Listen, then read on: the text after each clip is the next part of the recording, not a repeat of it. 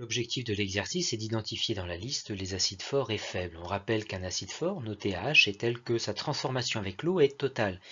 Écrivons l'équation de sa réaction acido-basique avec l'eau, la base du couple H3O plus H2O, qui donne des ions oxonium, H3O plus, et la base conjuguée de l'acide fort A-. Établissons le tableau d'avancement de la transformation, l'eau étant le solvant, l'eau est en excès. On raisonne sur 1 litre de solution, la quantité initiale d'acide est donc aussi la concentration molaire en soluté apportée de cet acide fort, en mol par litre. Ceci n'est possible que parce que la concentration Ca est celle dans le mélange. Pas d'ion oxonium ni d'ion A- dans l'état initial.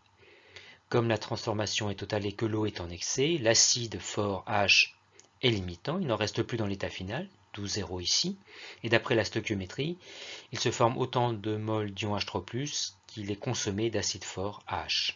On en déduit donc que la concentration des ions oxonium est égale à Ca. On en déduit alors que le pH, dans le cas d'un acide fort, est égal à moins log de la concentration molaire en soluté apportée de cet acide fort sur la concentration standard. L'objectif est donc maintenant de calculer la concentration molaire en soluté apportée dans chacune des situations afin de calculer le pH et le comparer avec celui qui a été mesuré. Commençons avec l'acide nitrique. Calculons la concentration molaire en soluté apportée qui est égale à la quantité de matière d'acide en mol sur le volume de solution obtenu. On convertit les millimoles en mol, d'où 10-3, et on trouve une concentration de 10,010-3 mol par litre. On en déduit que le pH, si cet acide est fort, est de 2,0, ce qui correspond bien au pH mesuré. On en déduit donc que l'acide nitrique est un acide fort. Faisons de même avec le chlorure d'hydrogène HCl. La concentration molaire en soluté apportée est égale à 3,0010-2 mol par litre. On en déduit le pH, dans le cas d'un acide fort, qui est de 1,52, qui correspond là aussi au pH mesuré. On en déduit que le chlorure d'hydrogène est un acide fort. Faisons de même avec l'acide éthanoïque.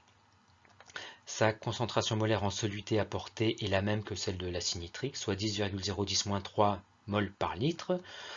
On en déduit donc que le pH attendu est de 2,00. Or, ce pH n'est pas celui qui a été mesuré. Le pH mesuré est supérieur au pH dans le cas d'un acide fort. C'est donc que moins d'ions H3+ ont été libérés lors de la réaction de l'acide avec l'eau. C'est donc que l'acide éthanoïque est un acide faible. Continuons le raisonnement avec l'acide sulfurique, H2SO4. On calcule la concentration molaire en soluté apportée, micromol à convertir en mol, d'où x 10-6. Une concentration molaire en soluté apportée de 1,70-4 mol par litre, d'où un pH attendu de 3,80, qui n'est pas celui qui a été mesuré, mais qui est supérieur à 3,50, ce qui voudrait dire que l'acide serait plus fort que l'hypothèse où nous avons considéré que l'acide était déjà fort. En fait, l'acide sulfurique est un diacide fort. Il est capable de libérer 2 ions H+, et donc est capable de réagir avec 2 molécules d'eau avec lesquelles il transfère 2 ions H+, ce qui va former 2 ions oxonium.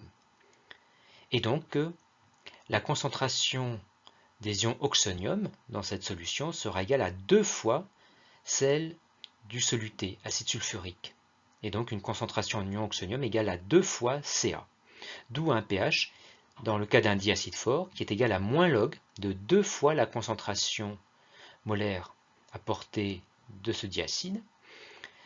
On remplace par les valeurs numériques et on retrouve bien un pH pratiquement identique à celui qui a été mesuré. On en déduit donc que l'acide sulfurique est un diacide fort.